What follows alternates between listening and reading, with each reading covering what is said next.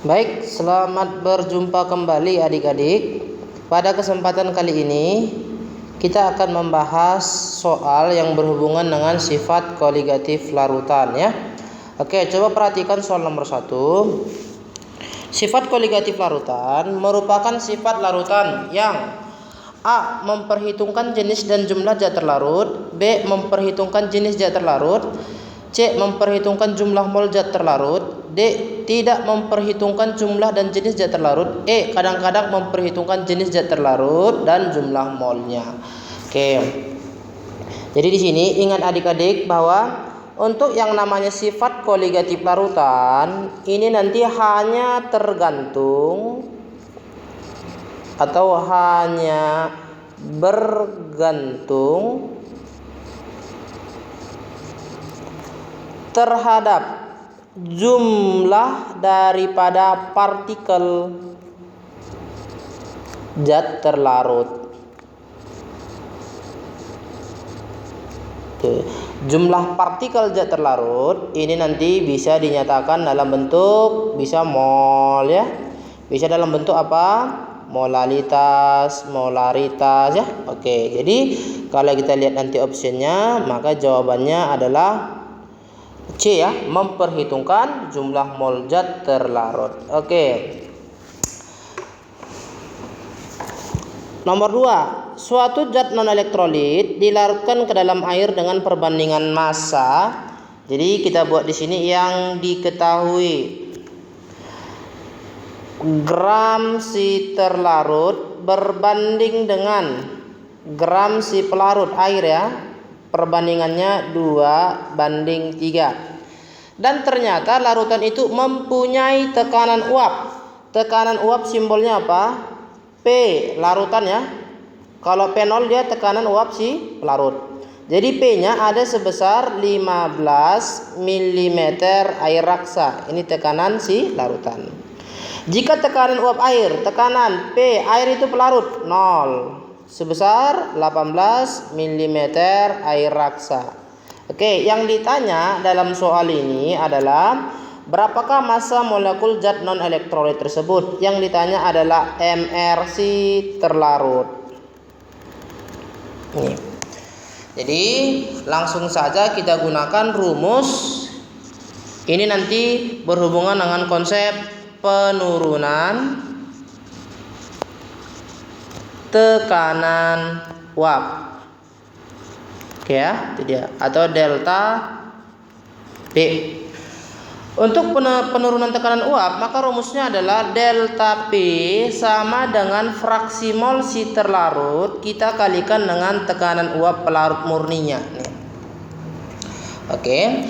Kemudian delta P ini bisa kita jabarkan, ini merupakan selisih tekanan uap pelarut kita kurangkan dengan tekanan uap si larutan, sama dengan XT itu adalah NT per NT tambah dengan NP, terus kita kalikan dengan P0 nya.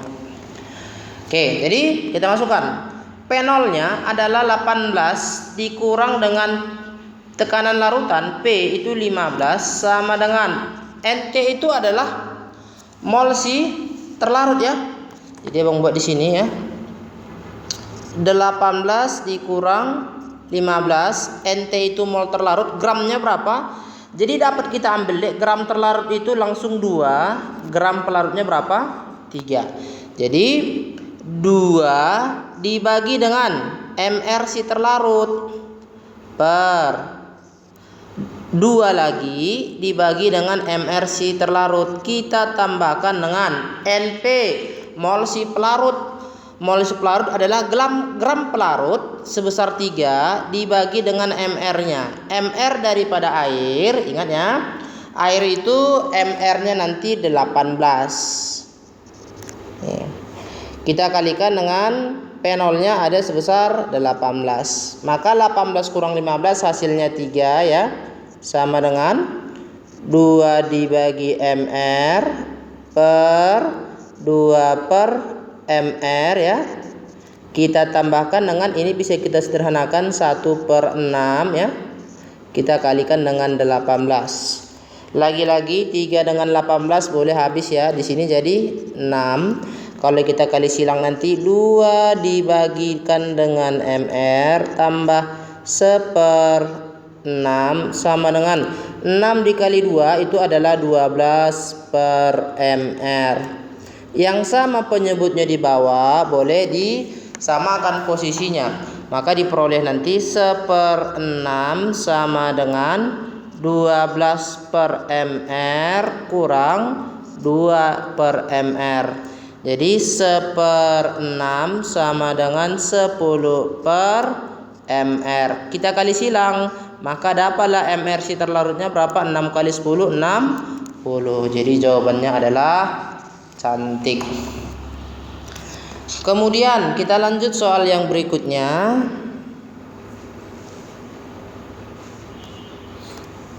Soal nomor 3. Ini dia. Coba perhatikan. Pada suhu tertentu, benzena murni mempunyai tekanan uap jenuh 75 mm air raksa. Oke. Tekanan uap benzena pada larutan 6,4% naftalena. Jadi di sini kalimatnya adalah naftalena dalam benzen. Maka dari sini bisa kita ambil kesimpulan bahwa naftalena ini adalah terlarut. Pelarutnya adalah benzena ya. Oke, jadi kita buat diketahui. Maka yang 75 ini adalah tekanan uap murni si benzen. Maka dia adalah penol. Penol sama dengan 75 mm air raksa. Kemudian kadar si terlarutnya persen massa ya sama dengan 6,4%. Oke. Yang ditanya, kita buat dulu keterangan yang lain ya. MR si terlarut itulah si naftalena tadi ya. Naftalena MR-nya sama dengan 128. MR si pelarut, pelarutnya adalah benzen. Yang MR-nya adalah 78. Jadi yang ditanya sebenarnya adalah tekanan uap benzena pada larutan. Berarti tekanan larutan. Inilah yang ditanya. Oke. Bisa langsung kita gunakan hukum Raoult untuk menentukan tekanan uap larutan. Tekanan uap larutan sama dengan fraksi mol si pelarut dikali tekanan uap pelarut murninya. Kemudian kalau kita jabarkan lagi, ini adalah NP dibagikan dengan NT tambah NP kita kalikan dengan penol ya. Nih. NP itu adalah mol pelarut, mol adalah gram per mr. Jadi kita ambil dulu pernyataan 6,4% naftalena dalam benzen. Maka ini bisa kita artikan ada nanti gram si naftalenanya ya terlarut ada sebesar langsung 6,4 gram, sedangkan nanti gram si pelarutnya si benzen adalah sisanya. Kalau dalam persen total semua adalah 100 dikurang 6,4 maka hasilnya 93,6 gram ya. Jadi ini kita gunakan nanti untuk mencari data mol pelarut dan mol si terlarut. Kita masukkan tekanan uap larutan NP itu gram per mr pelarut. Gramnya adalah 93,6 dibagi mr pelarut. Benzena tadi mr-nya 78 ya. Kita bagikan NT gram per mr-nya 6,4 per 128. Kita tambahkan dengan NP 93,6 per 78. Oke, hasilnya ini kita kalikan dengan P0. P0 ada sebesar 75. Maka dapatlah nanti 93,6 dibagi 78 itu hasilnya nanti 1,2 ya. 93,6 bagi 78. Ya, 1,2. Terus per 6,4 dibagi 128 itu 1/20, berarti 0,05. Tambah ini sama ya, 1,2 dikali 75. Jadi sama dengan 1,2 per, ini kalau kita jumlahkan 1,25 kita kalikan dengan 75. Ya, jadi ini nanti bisa kita sederhanakan lagi angkanya. Jadi secara hitung-hitungan nanti ya, 1,2 dibagi 1,25 itu hasilnya 0,96. 0,96 kali 75, maka hasilnya adalah 72 mm air raksa. Jadi jawabannya adalah entok. Kita lanjut soal yang berikutnya. Nih, soal yang nomor 4 ini berhubungan dengan titik beku ya. Coba kita baca soalnya.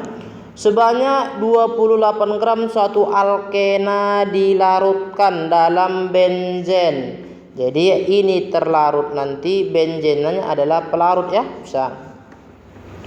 Jadi kita buat yang diketahui gram terlarut berupa alkena ya. Alkena ini 28. Kemudian gram pelarut yang berupa benzen sama dengan 250 gram. Konstanta penurunan titik beku si pelarut, ini Kf benzen nih ya, sama dengan 5,0. Larutan tersebut membeku. Membeku adalah titik beku, larutan itu bukan 0 ya, jadi TF aja, sebesar minus 3 derajat Celcius. Jika titik beku benzen di sini sebagai pelarut, maka titik beku pelarut adalah TF0 sama dengan 5 derajat Celcius. Yang ditanya adalah rumus molekul daripada si terlarutnya. Dalam hal ini benzen, bukan benzen ya, tapi si alkena. Oke. Jadi di sini rumus yang kita gunakan adalah penurunan titik beku. Jadi penurunan titik beku ini nanti diperoleh sama dengan molalitas kita kalikan dengan konstanta penurunan titik bekunya. Delta TF ini bisa juga kita jabarkan adalah titik beku pelarut kita kurangkan dengan titik beku larutan, sama dengan molalitas adalah gram terlarut dibagi dengan mR-nya kita kalikan dengan 1000 per pelarut dalam satuan gram kita kalikan dengan Kf. Oke. Titik beku pelarut ada sebesar 5, larutannya ada minus 3, jadi selisihnya 8 ya. Gram terlarutnya 28, mR-nya kita nggak tahu karena rumus molekul si terlarut itu yang ditanya. Jadi kita cari dulu mR-nya, dikali 1000 dibagi dengan pelarutnya ada 250, kita kali dengan Kf. Kf itu nilainya 5 ya. Jadi Ada yang bisa mati ya. Ini habis, di sini 4. Jadi kita 5 kurang 3 berarti 8 sama dengan 28 dibagi MR, kita kali 4, kita kali 5. 8 dengan 4 bisa habis ya. 4 ini 2. Maka dapatlah nanti MR-nya D sama dengan 28 dikali 5 per 2. Ini mati, sisa 14. Maka hasilnya nanti adalah 14 dikali 5 itu 70. Jadi kita carilah nanti berdasarkan data MR ini, maka carilah alkena yang MR-nya sebesar 70. Cara mencarinya, ingat topik di kelas 11 ya, bahwa rumus molekul untuk alkena itu adalah CnH2n. Jadi MR daripada CnH2n katanya sebesar 70. Maka bisa kita ambil N dikali dengan si C itu AR-nya 12 tambah H itu kan H itu AR-nya 1. 2 dikali 1 itu 2 dikalikan dengan N, maka 2N akan sama dengan 70. Maka kalau kita total ini 14N sama dengan 70. Dapatlah N-nya nanti 70 dibagi 14. Hasilnya N-nya sama dengan 5. Jadi kita masukkan CnH2n sama dengan C5H2n berarti 10. Jadi jawabannya adalah dodol ya. Kemudian kita lanjut.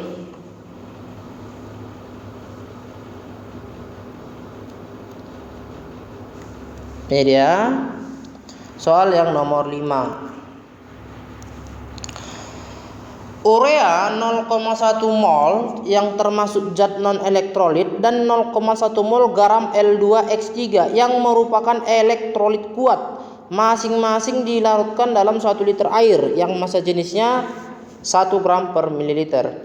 Jika penurunan titik beku larutan urea adalah T derajat Celcius, maka penurunan titik beku larutan L2X3 adalah oke.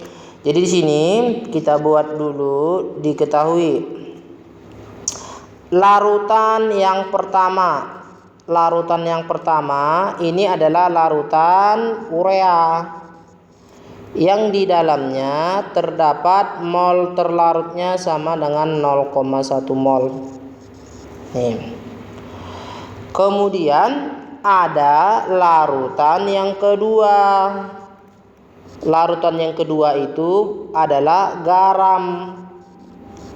Garam L2X3 di mana mol terlarutnya sama dengan 0,1 mol juga L2X3-nya. Oke, ini katanya elektrolit kuat. Ini bersifat elektrolit kuat ya. Kalau dia elektrolit kuat, maka kita buat nanti simbol alfa sama dengan 1 ya. Itu menandakan dia elektrolit kuat, terion sempurna. Oke, kalau yang di atas tadi dia merupakan non elektrolit. Oke. Masing-masing dilarutkan. Jadi volume pelarut sama dengan 1 liter berarti 1000 ml. Karena rho air sama dengan 1, maka volume pelarut ini samalah nanti ini dengan gram si pelarut sama dengan 1000 juga. Ingat ya, dari rumus rho sama dengan massa per volume. Jadi massa sama dengan rho dikali volume. Kalau rho-nya 1, ya kan, volumenya nanti Berarti samalah volume dengan massa. Tuh. Jadi kalau kita kalikan 1 gram per mililiter, rho-nya kan kali dengan 1000 mililiter, mati, jadi diperoleh 1000 ya. Maka larutan yang kedua juga sama, volume pelarut sama dengan 1000 mililiter, maka ini menyatakan gram si pelarut sama dengan 1000 gram ya. Kemudian jika penurunan titik beku larutan urea delta TF si urea ada sebesar T derajat Celcius. Ini yang ditanya adalah penurunan titik beku untuk garam L2X3 itu sebesar berapa? Oke, maka kita jawablah nanti soal ini. Ingat dek, kalau dia nanti untuk non elektrolit larutannya, penurunan titik bekunya adalah delta TF sama dengan M kita kalikan dengan KF, ya kan? Kemudian untuk larutan elektrolit, maka untuk delta TF-nya nanti ada pengalinya nanti berupa I. M dikali KF kita kalikan dengan I. I itu adalah faktor Van Hoff. I ini adalah faktor Van Hoff. Di mana nanti I ini rumusnya sama dengan 1 ditambah N kita kurangkan 1 kita kalikan alfa.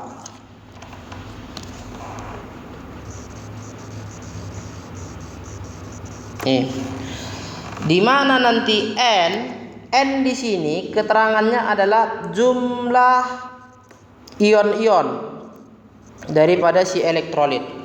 Jadi contoh untuk L2X3 dek, kalau kita ionkan nanti maka ini jadi 2L3 positif tambah 3 ke depan si X, muatan si X itu yang 2. Maka dari sini dapat kita ambil nilai N-nya sama dengan 2 tambah 3 jumlah ionnya ya. Ada 2 dan ada 3, maka totalnya ada 5. Maka I tadi rumusnya 1 tambah N dikurang 1 dikali alfa ya. Maka I-nya nanti sama dengan 1 tambah N-nya ada 5 kurang 1 dikali 1 sama dengan hasilnya nanti 5. Oke. Sekarang untuk menjawab delta TF L2X3 ini nanti kita tinggal membuat perbandingan saja. Delta TF untuk si larutan urea kalau kita bandingkan dengan delta TF larutan si L2X3 akan sama nilainya dengan M dikali KF. Terus ini karena yang ini elektrolit jadi M dikali KF dikali I. Di sini nanti ada yang bisa habis ya, konstantanya nilainya pasti sama. Jadi kalau kita masukkan nanti nilainya, delta TF urea ada sebesar T katanya per ini yang ditanya delta TF si L2X3 sama dengan molalitas. Molalitas itu menyatakan jumlah mol dalam 1 kg pelarut ya. Atau ingat deh, molalitas itu nanti rumusnya adalah gram per mr atau itu sama dengan mol ya. 0,1 molnya dikali dengan 1000 per pelarutnya 1000 ya, 1000 gram per. Untuk L2X3 molnya juga sama, 0,1 kita kali 1000 per 1000. Cuman ini ada I-nya. I-nya tadi udah kita peroleh nilainya berapa? 5. Nih, jadi ada saling menghabiskan. Ini pun satu habis ya. Kita kali silang, maka delta TF si L2 X3 sama dengan 5 kali T. 5T. Inilah penurunannya. 5T derajat Celcius. Jadi jawabannya adalah entok. Kemudian kita lanjutkan lagi untuk soal yang berikutnya. Ini dia.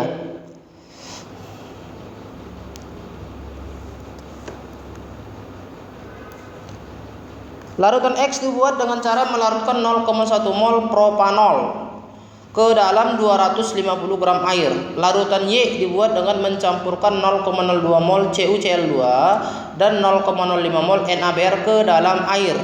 Bila garam halogen terdisosiasi sempurna, berarti alfanya 1 ya. Yang ditanya adalah perbandingan penurunan titik buku larutan X terhadap penurunan titik buku larutan Y. Maka yang pertama kita buat dulu yang diketahui. Yang diketahui ini ada larutan X. Larutan X ini data yang dikasih tahu adalah mol terlarutnya 0,1 mol. Propanol itu ini adalah alkohol, akhiran ol nanti itu alkohol ya. Dia bersifat non elektrolit. Itu dia. Kemudian ke dalam 250 gram air, gram pelarutnya 250 gram. Kemudian ada larutan Y. Larutan Y ini zat terlarutnya ada 2. Yang pertama, mol terlarut yang pertama itu berupa 0,02 mol CuCl2 dan mol terlarut yang kedua ini sebesar 0,05 mol NaBr. Sama-sama elektrolit ya. Yang terlarut 1 dan terlarut 2. Ini nanti alfanya katanya sama dengan 1 karena terdisosiasi sempurna. Larutan Y ini pelarutnya sebesar 500 gram. Jadi yang ditanya adalah perbandingan penurunan titik buku X delta TF larutan X berbanding delta TF larutan Y. Nah, ini dia. Inilah yang ditanya. Oke. Maka kalau kita masukkan nanti rumusnya, delta TFCX sama dengan molalitas dikalikan dengan KF-nya berbanding delta TFCY. Ini nilainya adalah M dikalikan dengan KF-nya. Ya. Oke, terus dikali I karena si Y-nya larutannya terdiri dari larutan elektrolit. Oke. Jadi kalau kita jabarkan nanti ini delta TFCX per delta TFCY sama dengan molalitas adalah gram per ml itu mol dikali dengan 1000 per pelarutnya ya. KF-nya sebelumnya ini saling menewaskan ya karena nilainya sama nanti. Kemudian kita bagikan untuk larutan Y molalitasnya nanti karena zat terlarutnya ada 2, maka NT1 kita tambahkan dengan NT2 baru kita kalikan dengan 1000 per pelarut dikalikan dengan I. Oke. Coba perhatikan antara terlarut 1 dengan terlarut 2 itu beda zatnya. Yang pertama CuCl2, yang terlarut kedua, maka ini siapa? NaBr. Otomatis I-nya ini nanti beda, I-nya tidak sama.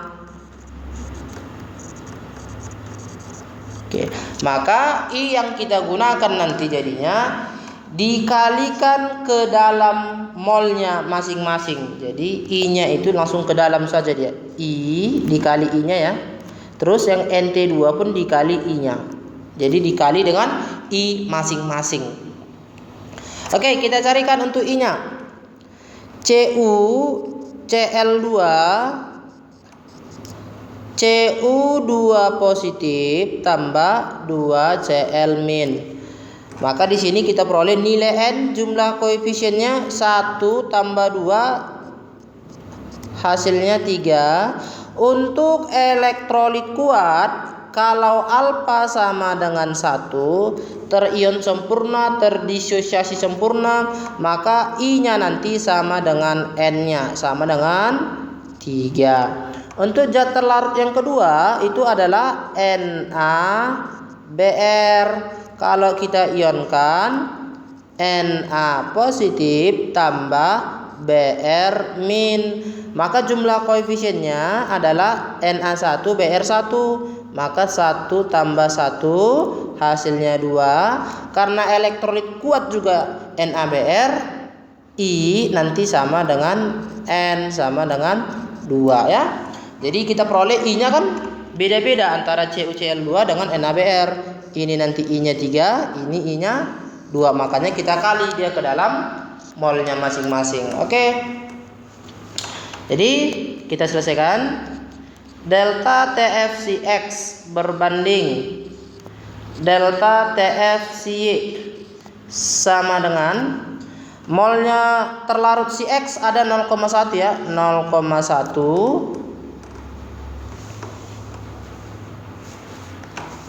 Oke, abang pindahkan ya. Jadi delta TFCX berbanding delta TFCY sama dengan 0,1 dikali 1000. Untuk CX pelarutnya yang digunakan adalah 250. Terus kita bandingkan dengan delta TFCY. NT1 nya yang pertama 0,02 ya, 0,02. CuCl2 tadi I-nya berapa? 3 ya, dikali 3. Terus kita jumlahkan dengan NT2. NT2 terlarut yang kedua tadi NaBr ya, 0,05 dikali I-nya. I-nya tadi NaBr 2 ya. Nih, baru kita kalikan dengan 1000 per pelarutnya 500. Ini. Jadi bisa saling menewaskan ya.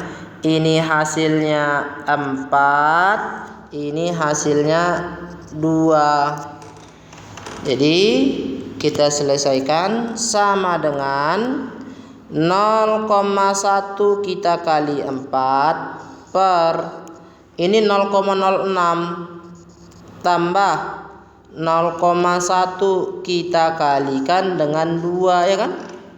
Jadi habis 4 dengan 2 sisa 2. Maka perbandingannya nanti tinggal sama dengan 0,2 per 0,16 ya. Jadi kalau kita jumlah 0,16. Kalau kita sederhanakan biar gampang dia sama-sama dikali 100 jadi 20 per 16. Kalau sama-sama kita bagi 4 ya, jadi 5 banding 4. Jadi jawabannya adalah dodol.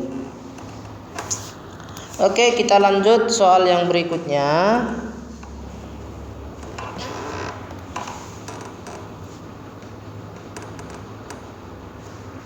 Ini dia.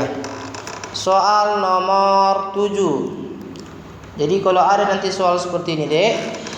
Larutan berikut yang mempunyai titik beku paling tinggi. Jadi ingat sifat koligatif larutan itu dipengaruhi oleh jumlah partikel zat terlarut. Jadi sifat koligatif larutan ini hanya dipengaruhi oleh jumlah partikel zat terlarut. Oke. Di sini yang diminta adalah titik beku. Untuk titik beku kan gini dia. Delta TF. Rumusnya adalah molalitas dikalikan dengan Kf, kita kalikan dengan I. Ya, ini rumusnya. Jadi Kf ini adalah konstanta. Jadi yang kita gunakan nanti di sini yang perlu kita perhatikan adalah molalitas dan I-nya ini.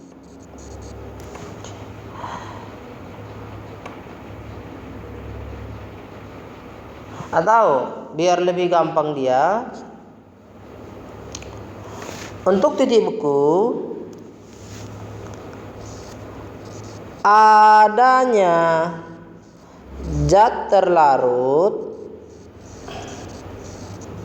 itu menyebabkan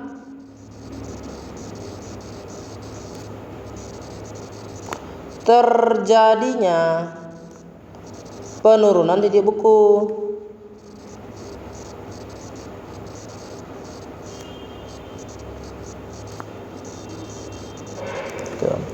Artinya kalau zat terlarutnya, konsentrasi daripada zat terlarut makin besar, konsentrasi zat terlarut makin besar, maka penurunan titik beku makin besar. Penurunan titik bekunya makin besar. Kalau titik bekunya makin besar penurunannya, maka titik beku larutan itu makin kecil. Jadi berbanding terbalik ya. Kalau konsentrasi daripada zat terlarut makin besar, maka itu menyebabkan penurunan titik beku makin besar. Kalau penurunan titik beku makin besar, itu menyatakan titik beku larutannya makin kecil. Jadi kita carilah nanti di mana larutan A, B, C, D, E yang memiliki konsentrasi zat terlarut yang paling kecil ya, karena katanya titik beku yang paling tinggi. Iya ini. Oke, coba yang A-nya. K3PO4. Ada nilainya 0,04 molar. Ini adalah elektrolit garam nih ya. Kalau kita ionkan 3K positif ditambahkan dengan PO4 3 minus. Maka di sini jadi 0,12 molar karena dikali 3 ya. Di sini 0,04. Jadi kalau kita total nanti, maka ini sebesar zat terlarutnya ada sebesar 0,16 molar. Nah, inilah jumlah partikel zat terlarutnya karena dia terion ya. Kemudian yang B-nya NH4NO3. Maka ini terion jadi NH4 positif tambah NO3 negatif. Kalau di sini 0,06 molar, di sini pun sama ya, 0,06 molar perbandingan koefisien. Jadi jumlah ion yang ada sebesar 0,1 molar. Kemudian yang C-nya C6H12O6. C6H12O6 ini tidak terion ya, tidak terion karena glukosa termasuk non elektrolit. Jadi nilainya tetap hanya 0,02 molar. Kemudian yang D-nya Al2SO4 3 kali, maka terion jadi 2Al3 positif tambah 3SO4 2 minus. Kalau di sini 0,03 molar, maka di sini kali 2 ya, 0,06 molar, ini dikali 3 0,09 molar. Kalau kita total diperolehlah 0,15 molar. Kemudian yang E-nya Mgi2. Ini kalau kita ionkan Mg2 positif tambah 2 imin. Kalau di sini 0,08 molar, ini sama ya, 0,08 molar, 0,16 molar. Jadi jumlah ionnya ada sebesar 0,24 molar. Jadi ingat tadi kalau zat terlarutnya besar berarti titik bekunya ini ya paling rendah. Jadi yang diminta adalah titik beku yang paling tinggi. Maka carilah agar titik beku larutan paling tinggi, maka carilah jumlah konsentrasi daripada zat terlarut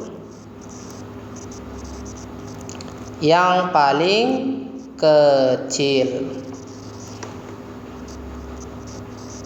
Nih, jadi yang paling kecil nilainya adalah 0,02. Dia tidak mengalami ionisasi. Jadi jawabannya adalah cantik ya. Oke, itu dia untuk mencari titik beku larutan yang paling tinggi. Tapi seandainya nanti ditanya siapa titik beku yang paling rendah? Yang paling rendah, carilah konsentrasi yang paling besar. Konsentrasi yang paling besar nanti itu nanti dimiliki oleh si MgI2 ya, karena 0,24. Oke, kita lanjut.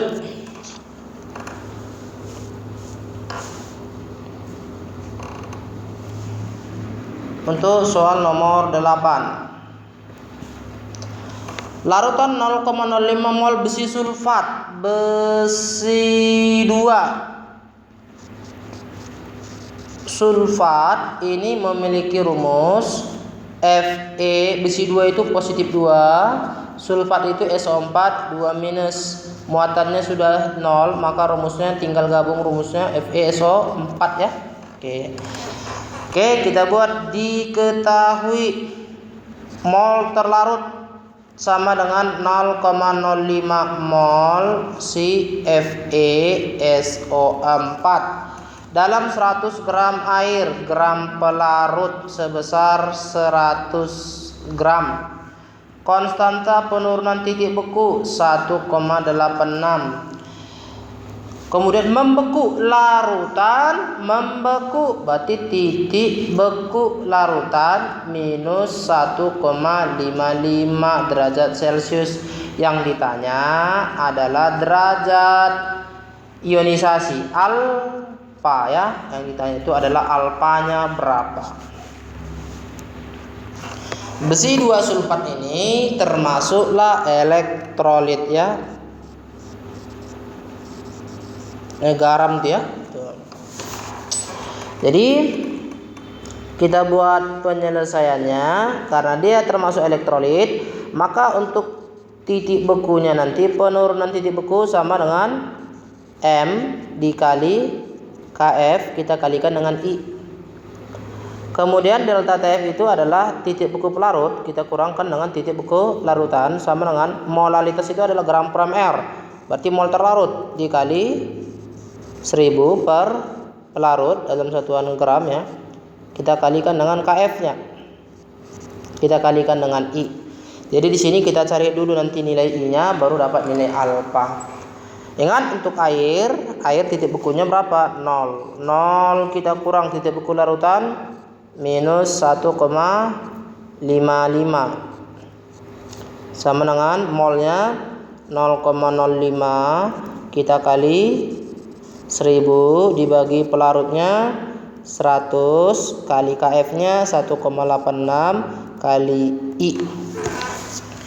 Maka ini habis 10 ya. Jadi ini positif 1,55 sama dengan 0,5 ya. 0,05 kali 10 0,5 kali 1,86 dikali I. Maka I-nya nanti sama dengan 1,55 per 0,5 kali 1,86 itu adalah 0,93.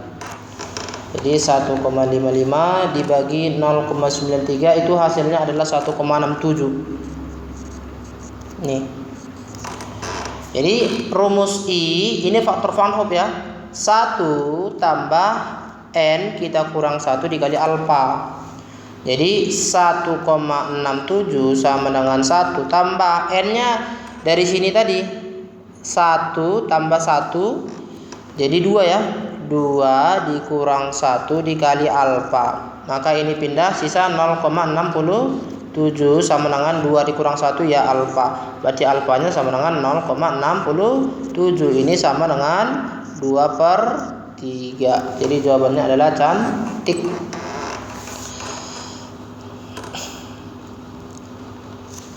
Ingat FeSO4 tadi Adik kan terion dia, jadi apa tadi?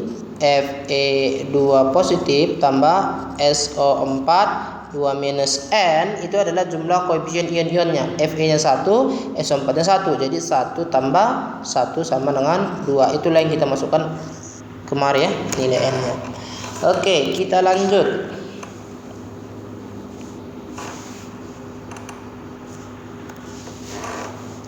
Nomor 9. Asam asetat mempunyai titik beku 16,5 derajat Celcius dan titik didih 118. Kf-nya 4, Kb-nya 3. Jika larutan suatu senyawa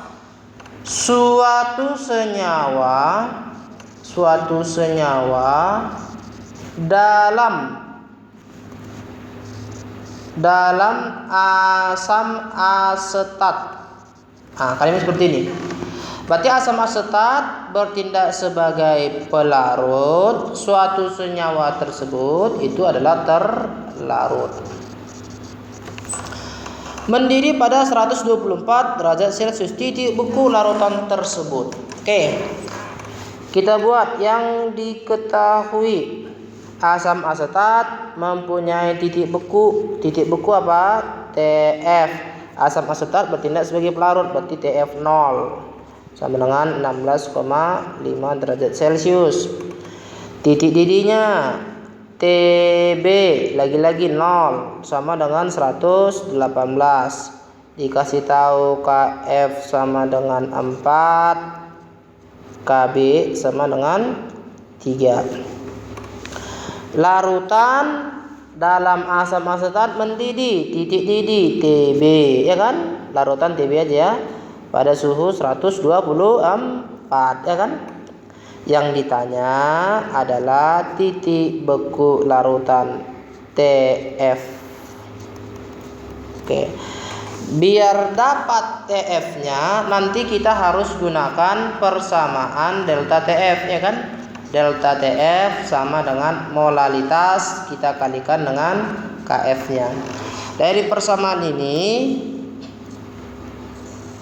biar dapat nilai delta Tf-nya nanti, maka harus kita cari dulu M-nya. Cari nilai molalnya. Cari nilai molalnya kita gunakan data kenaikan titik didih. Karena titik didihnya delta Tb-nya sudah ada. Jadi kita gunakan delta Tb sama dengan M kita kalikan dengan Kb. Tb kurang Tb0 sama dengan molalitas kita kalikan dengan Kb. Tb-nya sebesar 124, Tb0-nya 118, molalnya kita cari, Kb-nya 3. Ini hasilnya nanti 6 ya. 6 sama dengan M kita kali 3. Maka M-nya sama dengan 2. 6 dibagi 3. Inilah yang kita gunakan nanti untuk delta Tf. Delta Tf sama dengan M kita kalikan dengan Kf. Tf 0 dikurang Tf sama dengan M kita kalikan dengan Kf. Tf 0-nya untuk asam asetat ya, 16,5 kurang Tf sama dengan molalnya 2 kita kali Kf-nya 4, maka 16,5 kurang Tf sama dengan 8. Pindah 16,5 kurang 8 sama dengan Tf. Jadi Tf-nya sama dengan 8,5 derajat Celcius. Itulah titik beku larutan. Jadi jawabannya adalah dodol. Kemudian kita lanjut soal nomor 10.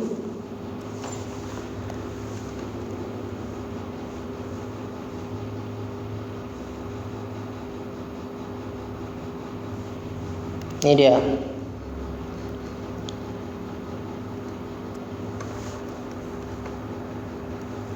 Oke. Tetapan kenaikan titik didih molal air adalah 0,52, Kemudian larutan A dibuat dengan melarutkan 9,5 gram MgCl2 yang MR-nya 95 ke dalam 500 gram air. Larutan B dibuat dengan melarutkan 5,05 gram KNO3 MR-nya 101 ke dalam 500 gram air. Kedua senyawa tersebut terionisasi sempurna, berarti terion sempurna, alfanya nanti 1. Yang ditanya adalah perbandingan kenaikan titik-titik antara A dan B. Jadi kita buat dulu yang diketahui. Ada tetapan, itu KB ya, tetapan titik didih KB 0,52. Kemudian ada larutan yang pertama, larutan A. Larutan A ini terdiri dari mol terlarutnya gram ya, bukan mol. Gram terlarutnya sama dengan 9,5 gram MgCl2. Nih, dimana MR-nya sama dengan 95. Gram pelarutnya sama dengan 500 gram. Ada larutan B dibuat dengan mencampurkan gram terlarutnya 5,05 gram KNO3 yang MR KNO3 101 ke dalam 500 gram air. Gram pelarutnya sama-sama 500 gram. Oke, ini larutan A dan larutan B, alfanya sama dengan 1 ya. Ini pun alfanya 1. Jadi yang ditanya dalam soal ini adalah perbandingan antara delta TB si A terhadap delta TB si B. Inilah yang ditanya. Karena dia zat terlarutnya berupa elektrolit, maka kita carilah dulu nilai I masing-masing ya. MgCl2 kalau dia kita ionkan Mg2 positif tambah 2Cl negatif, maka jumlah koefisiennya berapa? 1 tambah 2 sama dengan 3. Karena dia elektrolit kuat, maka I sama dengan N sama dengan 3. Sementara untuk KNO3 terion K positif tambah NO3 negatif. Jumlah ionnya K koefisiennya 1 ya. NO3 koefisien juga 1, jadi 2. Maka I-nya sama dengan N sama dengan 2. Baru kita buatlah ke dalam perbandingannya. Delta TB/A berbanding delta TB/B sama dengan M kita kalikan dengan KB, kita kalikan dengan I-nya, per ini juga M kita kalikan dengan KB, kita kalikan dengan I-nya. KB-nya konstanta mati ya. Jadi molalitas itu adalah gram per ml, itu berupa mol terlarut dikali 1000 per pelarutnya, satuan gram ya. Kita kalikan dengan I-nya. Ini pun seperti itu, mol terlarutnya kita kalikan dengan 1000 per pelarut, kita kalikan dengan I. Jadi mol terlarutnya untuk si A gram per mr ya. Gram per mr-nya ada sebesar 9,5, mr-nya 95. Kita kali 1000 per 500 kali I-nya. I-nya nanti si A itu 3 ya, kali 3 per, untuk si B gramnya 5,05, mr-nya sebesar 101. Kita kali 1000 per pelarutnya sama ya 500, kita kali dengan I-nya 2. Ini 1000 per 500 mati dengan 1000 per 500. Habis ya. Jadi kita peroleh nanti hasilnya. Ini 0,1 0,1 kita kalikan dengan 3 per ini 0,05 ya. 5,05 bagi 101 0,05. Kita kalikan dengan 2. Ini hasilnya adalah 0,1 kita kali 3 per 0,1. Mati, maka hasilnya nanti adalah 3:1. Jadi jawabannya ayam.